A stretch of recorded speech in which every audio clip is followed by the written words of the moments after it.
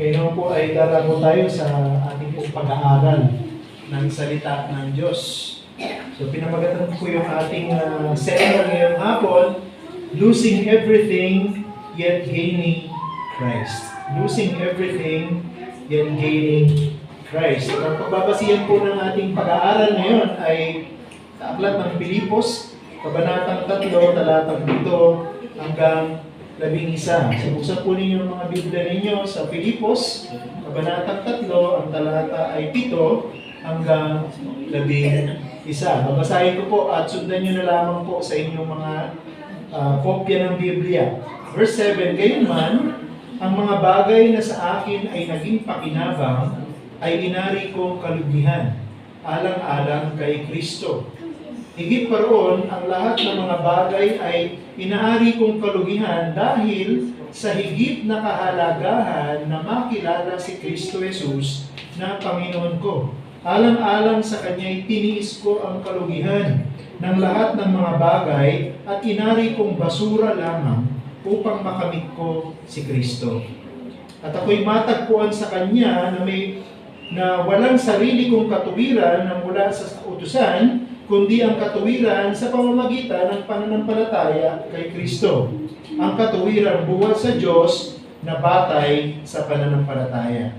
Upang makilala ko siya at ang kanyang kapangyarihan, ng kanyang muling pagkabuhay at ang pakikisama sa kanyang mga kahirapan, na ako'y matulad sa kanyang kamatayan, upang aking makamit na sa anumang paraan ang muling pagkabuhay mula sa mga patay.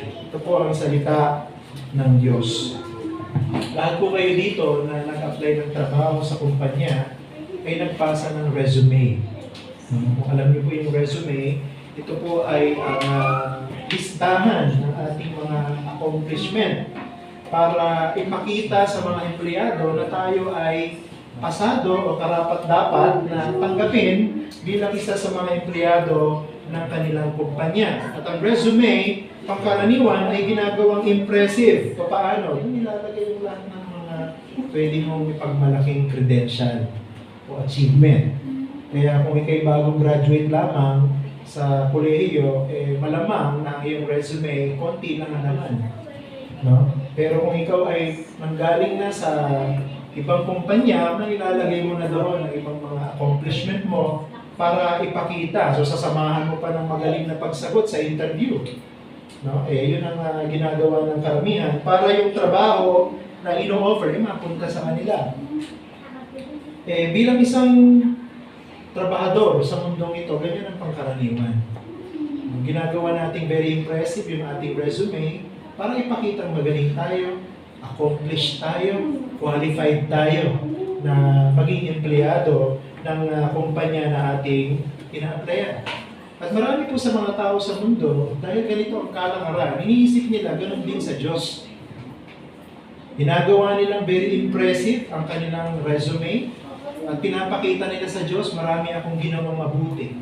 Marami akong panahong ginugol sa pananalangin. Marami akong oras na nagbasa ng Bible. Maraming beses akong uma-attend sa church.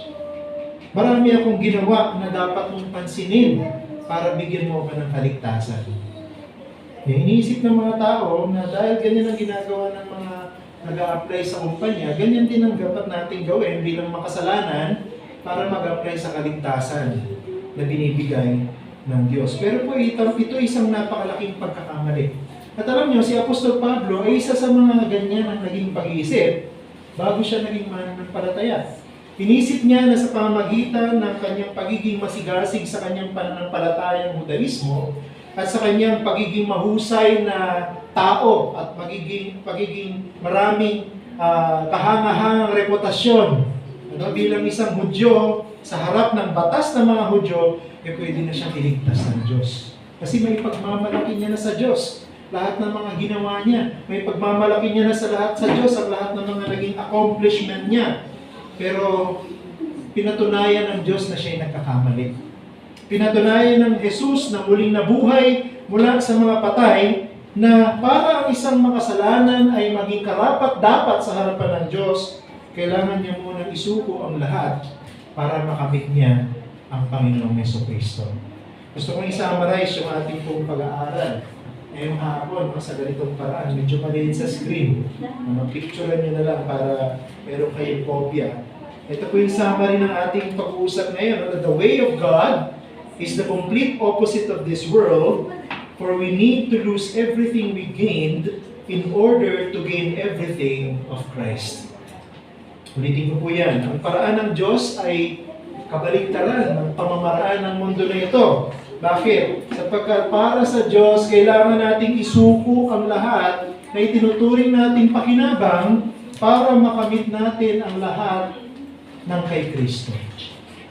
Meron po tayong dalawang punto sa ating mensahe. Una, to lose what is great. Pangalawa, to gain what is greater. Kailangan nating isuko yung mahusay, magaling, pakinabang para sa atin, nang sa gayon, makamit natin ang matinding pakinabang. Okay, so tingnan po natin yung una, to lose what is great. Alam niyo, sa lahat ng mga apostol ng Panginoong Jesucristo, nag-iisa lang yung apostol na yung buong conversion experience niya, ini-record sa Bible. Kilala niyo ba sino yun? Si Paul. Si Apostle Paul. Dalawang account po sa Biblia ang nagtala ng kanyang conversion. Una is sa Acts chapter 1 verse 1 o chapter 9 verse 1 to 9. Hindi natin babasahin yan. Pero doon mababasa natin kung paano kinatagpo ng Diyos si Pablo sa daan papunta sa Damasco at doon ay binago ng Diyos ang kanyang puso. At nung binago ng Diyos ang kanyang puso dahil nakilala niya si Jesucristo na muling nabuhay, siya'y nagsisi. At siya'y kusang nagpasakop kay Jesucristo at tinawag niya si Jesucristo Panginoon. Pero hindi lang yan, ano? Pagdating natin dito sa Filipos, Kabanatang 3, mula verse 4 hanggang verse 11, makikita natin na nagdagdag pa si Apostol Pablo ng mga detalye patungkol sa kanyang conversion experience. At dito, pinapakita sa atin na hindi lang binabago pala ng Diyos ang puso ng isang makasalanan para siya'y magsisi at magpasakop kay Kristo bilang Panginoon. Binabago din pala ng Diyos ang isip ng isang makasalanan. Yung pong pag-iisip ng isang makasalanan ay inaayon sa salita ng Diyos. Kaya po ang pagbabago o conversion ng isang makasalanan ay mula sa isang makasalanan, ginagawa niya isang ganap na bagong tao. Binabago ang isip, binabago ang puso. Kaya yung pong matigas na isip at matigas na puso ng isang makasalanan ay binabaliktad ng Diyos at kinikilala ng isang makasalanan ang lahat ng sinasabi ng Ebanghelyo na totoo. So, tingnan po natin ito ng mas malapitan. Ito pong punto na ito. Maliban na ang isang tao ay dumaan sa matinding pagbabago na dulot lamang ng Diyos, Espiritu Santo, hindi po magbabago ang kanyang nararamdaman at hindi rin magbabago ang kanyang pag-iisip. Kailangan mag-born again ang isang tao para yung kanyang isip at yung kanyang puso magbago. At ang unang magiging direksyon ng pagbabago ng kanyang puso at ng kanyang pag-iisip ay patungkol sa Diyos. So dito po, tingnan natin, paano nga ba binabago o ano nga ba ang nagbabago sa isip at puso ng isang makasalanan bago siya o pagka siya ay naging Kristiyano. At ano po yung mga dapat nating makita na patunay na nagbago nga yung kanyang pag-iisip at yung kanyang damdamin. So dito po, meron po akong sasuggest na dalawa. Una, his confidence in his own accomplishments is totally destroyed. So yun yung unang nagbabago. Pag ang isang tao ay naging born again, pag ang isang tao ay naging Christian, nagbabago yung kanyang pagtitiwala. Yung pagtitiwala niya na dati nasa kanyang sariling mga gawa, ay nababago. Tingnan niyo yung verse 7 ng ating passage. Sabi diyan, gayunman ang mga bagay na sa akin ay naging pakinabang, ay inari kong kalugihan alang-alang kay Kristo. Para maintindihan natin, sinasabi niya po sa Pablo dito, ang susi, maintindihan natin yung salitang pakinabang. Ano yung salitang pakinabang? kailangan natin balikan yung verses 4 to 6 para maintindihan natin yung sinasabi ni Pablo, pakinabang niya. Napakarami niyang pakinabang. Mula sa kanyang dugo, nung siya ay pinanganak, pakinabang na. Siya'y Hudyo, siya'y Hebreyo. No? Sa mga Hebreyo, siya'y Hebreyo. No? Pagdating sa kanyang upbringing, no? Siya'y pinalaki sa sinagoga. No? Pagdating sa pag-aaral, siya'y tinuruan ng mahusay na guro ng pangalan ni Gamaliel. So mula sa kanyang pagsilang hanggang sa kanyang pagtanda, napakaraming pakinabang ni Pablo, napakarami niyang achievement, napakarami niyang inipon na pwede niyang ipagmalaki sana sa Diyos.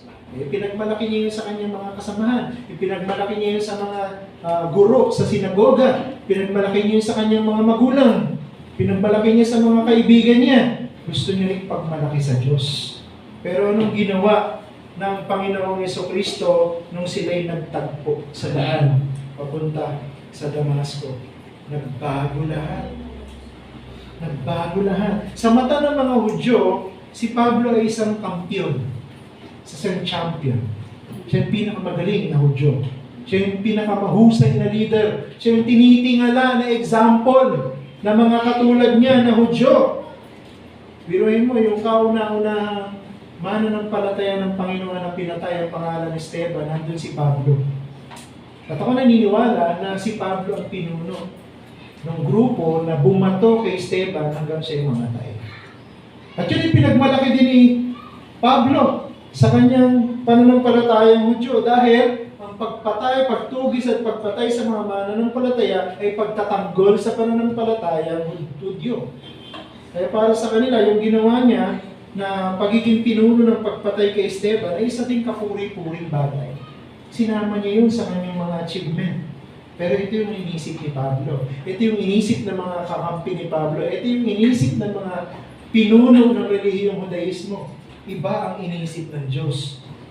Iba ang paraan ng Diyos. Iba ang ginawa ng Diyos.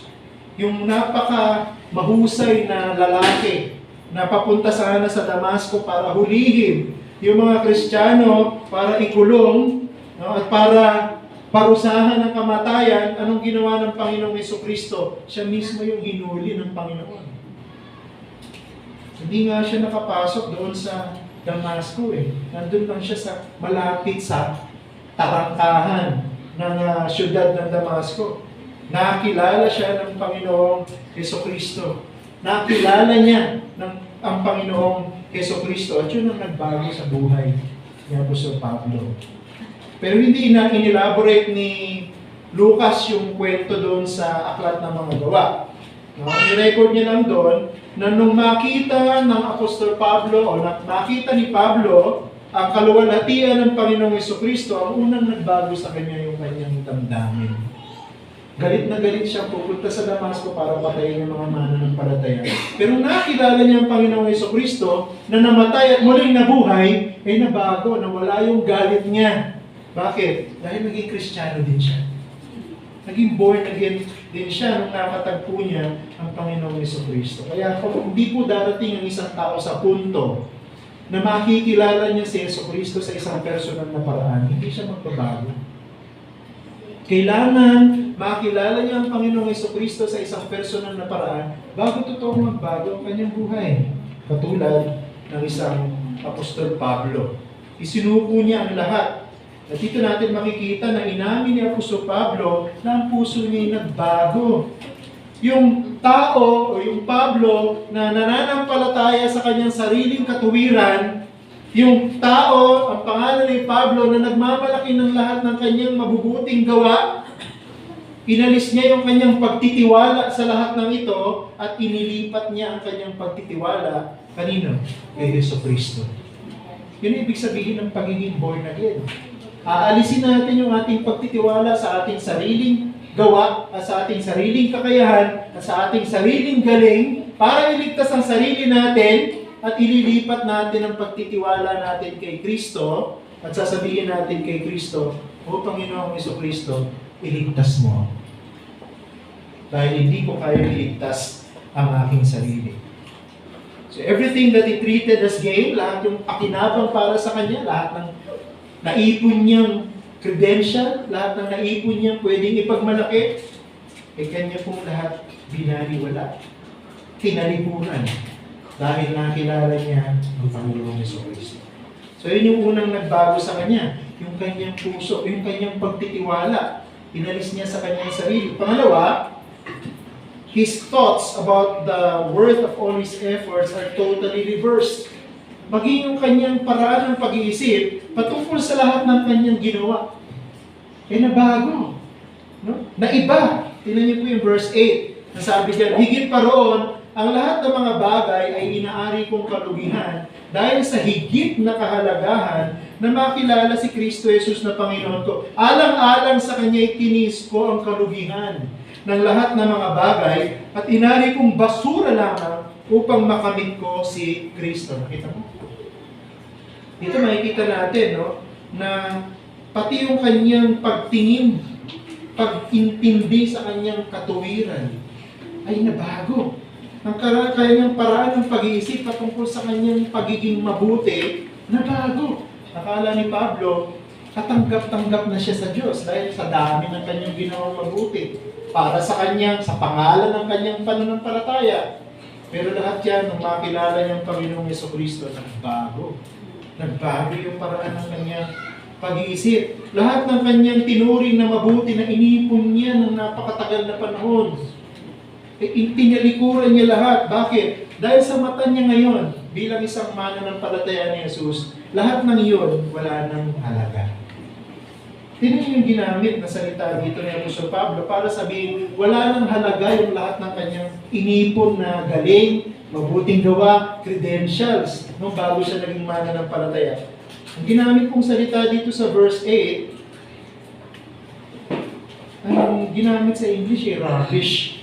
Actually, salitang rubbish ay medyo napaka-tame, no? Masyadong maingat. So, King James Version, ang ginamit po na salita dito, dung. Ano yung dung? Dumi. No? Ang ibang term na ginamit dyan sa dictionary ay waste, manure, or excrement. Yun yung ibig sabihin ng dung. Yun yung ginamit na salita ni Pablo para sabihin na yung lahat ng kanyang pinaghirapan, lahat ng kanyang inipon ng matagal na panahon, wala nang halaga. At sabi niya dito, basura na lang. Alam naman natin ibig sabihin ng dung. Alam naman natin ang ibig sabihin ng waste. Ito yung pinakamababang uri ng salita na pwedeng gamitin para ilarawan ng kawalang halaga ng anumang bagay. Kaya sino mang tao na sinasabi niya na ako ang gagawa ng paraan para tanggapin ako ng Diyos, ang tawag ni Pablo dun sa kanyang ginagawa, basura. Walang halaga. Ang sino mang tao nagsabi na siguro sa pamamagitan ng aking pagsunod sa kautusan, sa pamamagitan ng aking pagiging matulungin sa kapwa ko, sa pamamagitan ng aking pagtulong sa mga tao, sa pagbibigay sa kanila ng pera, tatanggapin ako ng Diyos dahil mabait na ako. Kumpara sa ibang tao, sabi niya po sa Pablo, basura yun. Walang halaga yun. Hindi tinatanggap ng Diyos yun. Pinakilala ni Apostol Pablo sa pinakamatinding klase ng salita na ang lahat ng iniisip nating katanggap-tanggap sa Diyos sa pamamagitan ng ating sariling paraan at relihiyon, hindi tatanggapin ng Diyos. Pwede ma-impress yung tao. Maraming pumuri kay Pablo dahil ang galing niya, maraming pumuri sa kanyang achievements, maraming humanga sa kanya, marami siguro sumunod sa example niya. Kaya mababasa niyo sa aklat ng mga gawa, marami dun sa mga dating kasamahan ni Pablo, galit na galit sa kanya. Bakit? Nagbago siya, nag-iba siya. Dahil nakilala niya si Kristo. Pero hindi niya kailanman na-impress ang Diyos. Hindi niya kailanman napahanga ang Diyos sa lahat ng kanyang ginawa.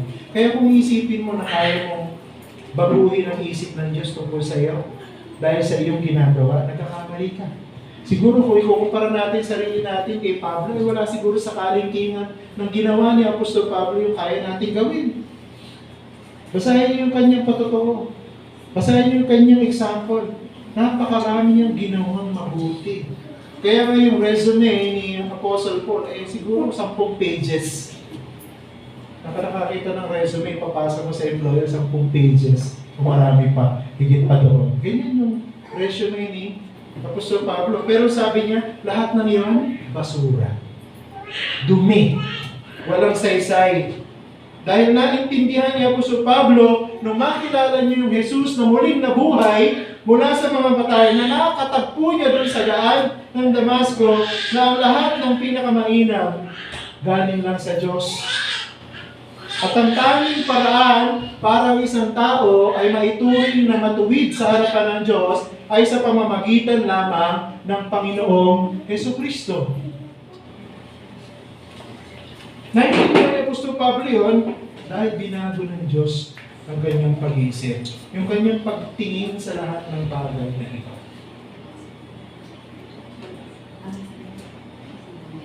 Dati, akala niya Apostol Pablo, pag ginawa niya lahat ng pinaghirapan niya, lalapit siya sa Diyos. Pero hindi niya alam, lahat pala ng ginagawa niya yun, na gano'n nilalayo siya sa Diyos. Dahil nag-iisa lang ang paraan para ang isang makasalanan makalapit sa Diyos sa pamamagitan ni Jesus. Sa pamamagitan ng pananampalataya kay Jesus. So, nung tinanggalan ng Panginoon ang kanyang pagkabulag, nakita niya na walang saysay lahat ng kanyang pinaghirapan. Kaya sabi niya, itatapon ko na lahat. Okay lang sa akin mawala yung lahat ng mga bagay na ito na magagaling at mahuhusay sa mata ng tao. Makamit ko lamang ang pinakamahusay sa mata ng Diyos. Natatandaan niyo yung kwento dun sa Acts chapter 27. Nung si Apostol Pablo ay nakasakay sa isang barko kasama ng mga pihag na dadaling sa Roma. Dumaan sila sa dinaanan sila ng isang napakalakas na bagyo. Kinailangan nilang itapon lahat. Pati yung mga trigo na kakainin sana nila, lahat ng mahuhusay na bagay. Tinapon nila sa dagat para gumaan yung barko. Kasi yun ang isa sa mga paraan para hindi masira ang barko. Pero alam niyo, sa kauli-ulihan, pati sila kailangan nilang tumalon sa dagat at lumangoy papunta sa isang maliit na isla na kung tawagin ng Malta para makaligtas sila sa tiyak na kapahamak. Ganon din ang kailangan gawin ng tao.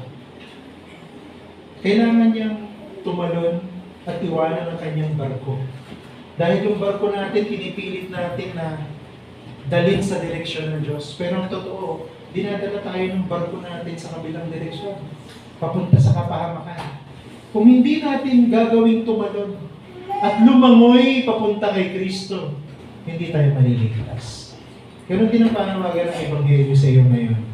Tumalon ka na. Hindi ka malulunod. Pag tumalon ka, iniwanan mo yung iyong barko, pero pupunta ka naman sa piling ni Jesus, sa mga bisig ni Jesus, siya ang magliligtas sa iyo. Sa tiyak na kapangin. Tingnan natin yung pangalawang major point natin. Nakita natin, to lose what is great, ngayon to gain what is greater. Gusto po natin maintindihan, pero ang ibig sabihin ng kaligtasan, kailangan natin balikan yung turo ng Panginoon.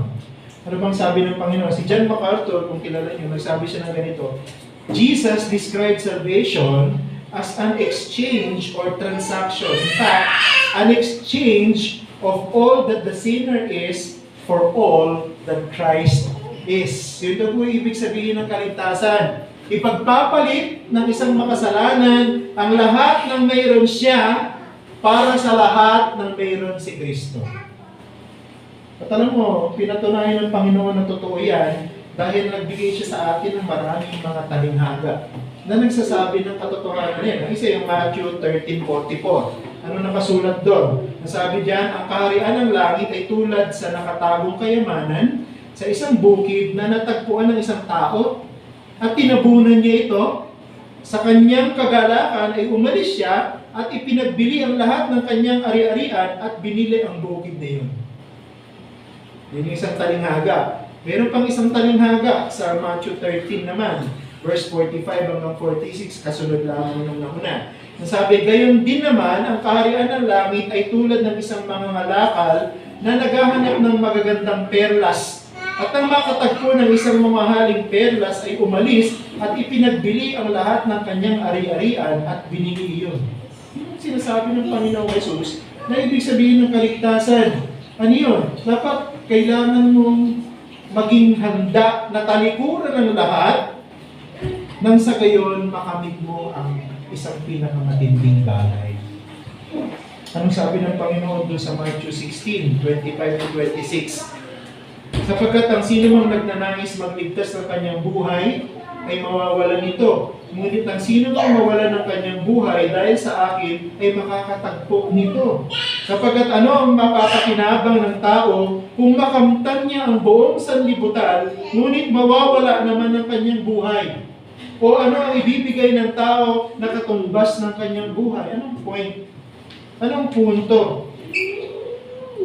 Kailangan natin isuko ang lahat ng iniisip nating pakinabang para tanggapin tayo ng Diyos. O iwanan natin, talikuran natin ang lahat ng ipinagmamalaki nating mabuting gawa para tanggapin tayo ng Diyos nang sa gayon makamit natin si Jesucristo. Maliban na talikuran natin yung lahat ng mga sarili nating pagsusumika para iligtas ang sarili natin, hindi natin makakamit si Jesus. Hindi pwedeng makamit mo ang pareho. Makakamit mo ang kaligtasan sa pamamagitan ng iyong sariling pagsisikap at makakamit mo rin ang kaligtasan sa pamamagitan ni Jesucristo. Hindi pwede, isa lamang ang paraan. Kaya mayroon pa rin pagpili, di ba, ang tao. No? Si Jesus, na nag-iisang paraan ng kaligtasan at tiyak na paraan ng kaligtasan o yung sarili mong paraan. Anong ginawa ni Apostol Pablo? Pinili niya si Jesus. At tinalikuran niya ang lahat ng kanyang sariling pakinabang. Parang nasabihin niya, gumamit pa si Apostol Pablo ng accounting terminology. Diba? Pag binasa niyo yung passage na ito, gumagamit si Pablo ng accounting terms. Ano yung mga accounting terms na yan? Yung gain, yan yung sinasabi natin sa accounting na assets. Yung loss, yun naman tinatawag natin sa accounting na liabilities. Di ba usually, sa accounting merong assets, merong liabilities. No? So si Pablo, ang ginawa niya, inipon niya yung maraming asset. No? Yung maraming pakinabang. Pero nung nakilala niya yung Panginoon, papunta siya sa Damasco, lahat ng nakalagay niya doon sa listahan niya ng asset, nilipat niya sa loss. Buwan niya, lahat ng asset na inipon niya ay nilagay niya sa liabilities.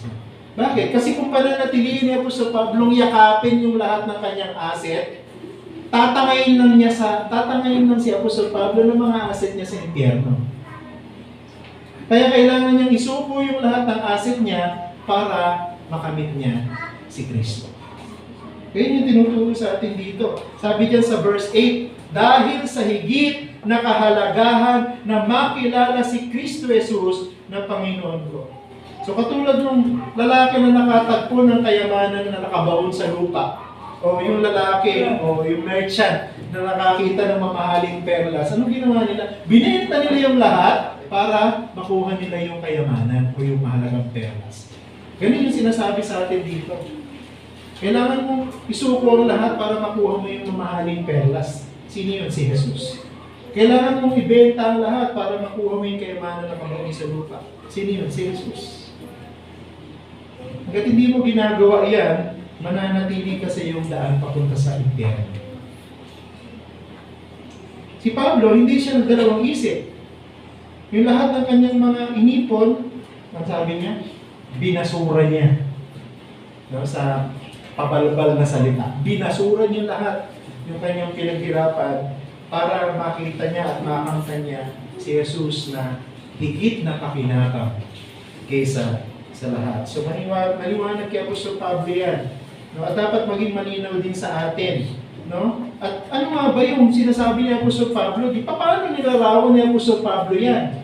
Yung kanyang pagkamit ng higit na pakinabang. Dalawa, no? Gusto ko i-suggest sa inyo. Una, it is being found in Christ, having a righteousness that comes from faith. Yung pala yung pagkamit ng higit na pakinabang. Ang matagpuan kay Kristo na mayroong katuwiran na batay sa pananampalataya. Tingnan niyo verse 9 ng ating passage. Sabi niya, at ako'y matagpuan sa Kanya na walang sariling katuwiran na mula sa kautusan, kundi ang katuwiran sa pamamagitan ng pananampalataya. kay Kristo. Ang katuwirang buhat sa Diyos na batay sa pananampalataya. So, pinagtapat niya yung katuwiran na mula sa kautusan. Ang ibig sabihin, yung pagpapakapae, pagiging masunurin, pagtulong sa kapwa, pagiging relihiyoso. Yan ang mga gawain ng katuwiran mula sa kautusan. At sa kabilang banda, ang katuwiran sa pamamagitan ng pananampalataya kay Jesucristo. Anong ibig sabihin nun? Hindi atin yung katuwiran. Yung katuwiran na yon kay Kristo. Pero magiging atin, accounting term na naman, no, yung katuwiran na kay Jesus ay ituturing na ating katuwiran dahil sa ating pagsampalataya sa Kanya. Kaya dito makikita mo yung double exchange. Si Apostol Pablo, binasura niya yung lahat ng kanyang mga assets. Anong natira sa kanya? Wala. Pero nung nanampalataya siya sa Panginoong Jesucristo, lahat ng kay Jesucristo, lahat ng katuwiran ni Jesucristo, ibinigay kay Apostol Pablo. Ano ngayon ang meron siya? Higit dun sa dati niyang pakinasa. Ganyan yung kaligtasan. Kung gusto mong maging Christian, kailangan mong isuko ang lahat. Kailangan mong isuko yung lahat ng paniniwala mo, iniisip mong paraan ng kaligtasan, relihiyon mo. Kailangan mong matanggap yung katuwiran na galing kay Kristo sa pamamagitan ng pananampalataya. At yun ang higit na dakilang pakinabang sa lahat. When Paul was on his way to Damascus, he was simply looking for the believers of Jesus, pero hindi niya alam na nung siya'y nasa daan papunta sa Damascus, si Jesus pala ang naghahanap sa kanya. Kaya ang natagpuan sa daan papunta sa Damasco, si Pablo. At ang nakatagpo sa kanya, ay walang iba, kundi ang ating Panginoong Jesucristo. So, pinilit niya po sa Pablo na iligtas ang kanyang sarili, pero nung nakilala niya ang Panginoong Jesucristo, naintindihan niya, kailangan lang pala si Jesus ang magligtas sa kanya. Si Jesus lang ang pwede magligtas sa kanya. Kaya nga, panawagan natin sa lahat ng nandito, kung ikaw gusto mong maligtas, huwag mong piliting iligtas ang sarili mo.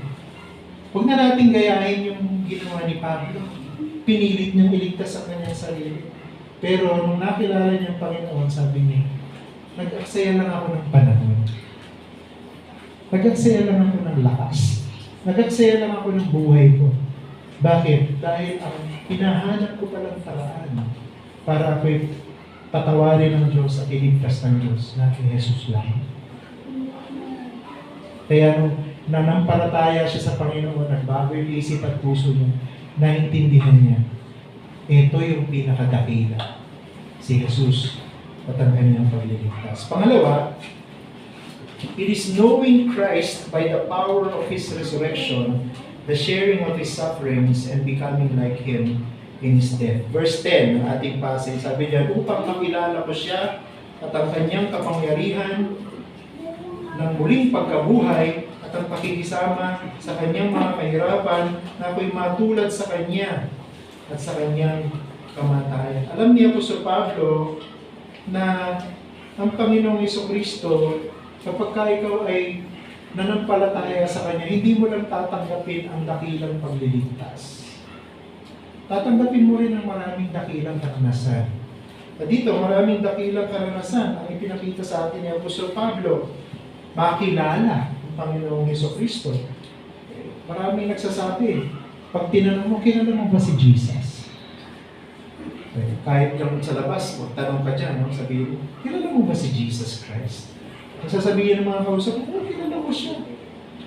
Sino si Jesus Christ? Sabihin niya, siya ay Diyos na nagkatawang tao sa pamamagitan ni Maria at siya ipinako sa krus at siya'y namatay pero siya'y nabuhay uli pagkatapos sa 3 araw. Ang tanong ko ngayon sa inyo, Christian na ba yun?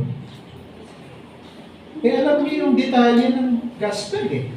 Kilala niya kung sino si Jesus eh. Yan ang sinasabi niya po sa Pablo na makilala ko si Kristo. Hindi lang makilala yung impormasyon tungkol sa Kanya. Makilala siya ng personal. Alam mo yan, magkaroon ng relasyon. Pag sinabi kasing makilala mo ng personal, halimbawa ako, kilala ko si Bongbong Marcos, presidente natin. Bakit? Nakikita ko sa social media, sa television. Alam ko, ang tatay niya, yung dating presidente na namayapa na. Alam ko kung sino yung asawa niya, ang nanay niya. Alam ko kung saan siya nag-aral, so on and so forth. Ibig ba sabihin nun, magkaibigan na kayo ni Bongbong Marcos? Eh baka pagka nagkasalubong kayo, hindi ka niya pansinin. Bakit? Hindi ka niya kilala eh. Ang sinasabi ni Pablo dito, makilala ko ang Panginoong Jesucristo. Magkaroon ako ng relasyon sa Kanya at magkaroon ako ng malalim na kaugnayan sa Kanya. Yun yung sinasabi ni Apostol Pablo. Ang tanong ko sa inyo ngayon, kilala niyo ba ang Panginoong Jesucristo sa ganitong paraan? Yung meron kayong relasyon sa Kanya, yung meron kayong pananampalataya sa Kanya. Ito yung sinasabi niya Apostol Pablo, pero hindi lang yun, yung matinding karanasan. Ang sabi niya, makilala ko ang kapangyarihan ng Kanyang muling pagkabuhay. Ano ibig sabihin nun? Sinasabi niya Apostol Pablo, gusto kong maranasan sa buhay ko ngayon dahil Christian na ako, yung kapangyarihan na muling bumuhay kay Jesus mula sa mga patay. Kanino bang galing yung kapangyarihan yun? Sa Diyos at sa banal na Espiritu. Ibig sabihin pala, pag naging born again ng isang tao, kasama sa higit na pakinabang, maranasan mo ang kapangyarihan ng Diyos sa buhay mo. Marami sa atin ang pakinabang sa atin makapunta sa Amerika, magkaroon ng mansyon, magkaroon ng mamahaling sasakyan, magkaroon ng maraming pera sa bangko. Yun, pakinabang para sa atin, yun ang great para sa atin, di ba? Pero si Jesus greater dun Bakit? Pag tayo nagkaroon ng kaugnayan sa Panginoong Jesucristo, mararanasan natin ang kapangyarihan ng Diyos na bumuhay sa Kanya mula sa mga patay. Hindi ko sinasabi na hindi na kayo magkakasakit. Hindi ko sinasabi na hindi na kayo mamamatay. Magkakasakit tayo. At darating ang panahon na mamamatay tayo. Pero ano yung pakinabang ng muling pagkabuhay ng Panginoong Jesucristo? Kahit ikaw yung mamatay o Christian ka, darating ang panahon, bubuhayin ka ulit ng Diyos at dadali ka sa bagong langit at sa bagong lupa ng paraiso. Yun ang pakinabang. Pero kung ikaw hindi mananampalataya, anong mangyayari sa iyo? Itatapon ka sa impyerno. Malayo sa piling ng Diyos. Walang liwanag. Walang pagpapala. Kundi mararanasan mo lang ito, galit ng Diyos. Ibubuhos sa iyo. Magpasawalang hanggan. Yun ang pait ng impyerno. Wala ka ng paraan para makatakas. Pero habang buhay ka ngayon, meron pang pagkakataon para makilala mo si Jesus. Huwag mong ipagwalang bahala itong pagkakataon na ito. Napapakinggan mo ngayon yung mensahe nito. Napapakinggan mo itong ibig sabihin ng pakinabang sa buhay na ito. Anong gagawin mo? Tumugon ka. Diba? Lumapit ka sa Panginoong Jesucristo. I want to know Christ. Sana yan din ang maging motto ng buhay mo. Gusto mong makilala ang Panginoong Jesucristo. At dumating din sana yung panahon sa paglalim ng pagkakilala ko, kasama dun sa matinding pakinabang, ay maranasan ko din ang paghihirap para sa Kanya. Kasama pa rin sa pagiging Christian. Maghihirap tayo para kay Kristo. Kasi ang sabi ng Apostol Pablo, diba, dun sa unang Timoteo, talatang 3, ikalawang Timoteo, talatang 3, talatang 12. Pagka tayo ay nabuhay ng may kabanalan, tayo ay usigin. Kasama pala sa paghihirap natin yun, pakinabang pala yun.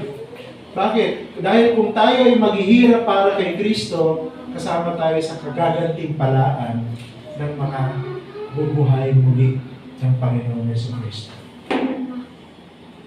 Nasaan ka sa lahat ng pinag-uusapan natin eh? Saan ka nakatayo? Ikaw ba ay nakatayo dun sa maraming pakinabang pero dadali ka sa impyerno? O dun sa wala kang pakinabang pero makakamit mo naman si Kristo? Kaya ang panawagan ng Ebanghelyo sa iyo, piliin mo si Jesucristo. Ang pinakadakilang pakinabang sa lahat. Paano mapapasayo si Kristo? Ipagkatiwala mo yung buhay mo sa Kanya. Sabihin mo sa Panginoon, hindi ko talaga kaya iligtas ang sarili ko. Nakita ko yung halimbawa ni Pablo. Ayaw ko nang tularan siya. Gusto kong tularan yung mabuti niyang ginawa. Ano yun? Inamin niya na hindi niya kayang iligtas ang sarili niya at nagtiwala siya kay Kristo. Dahil doon, nakamit niya ang higit na pakinabang. Pwede mo rin maranasan yan ngayon. Kung pipiliin mo na magtiwala sa Panginoong Jesucristo, mabuhay para sa Panginoong Jesucristo, at mamatay para sa Panginoong Jesucristo. Manalangin po tayo. Aming Ama, kami po'y nagpapasalamat sa aming pag-aaral ng inyong salita. Gusto po namin ipagkatiwala ang epekto nito sa lahat ng mga nakikinig. Ang aming dalangin, O Diyos, magligtas po kayo sa pamamagitan ng malinaw naming pag-aaral.